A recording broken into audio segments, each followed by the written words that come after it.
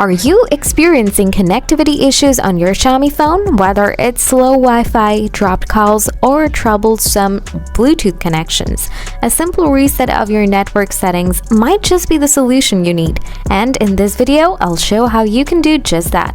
So let's start. First of all, open the Settings app on your Xiaomi phone. Then scroll down a little and tap on Connect and Sharing. Next, scroll down a tiny bit and tap on Reset Wi-Fi Mobile Networks and Bluetooth. After that, hit the Reset Settings button.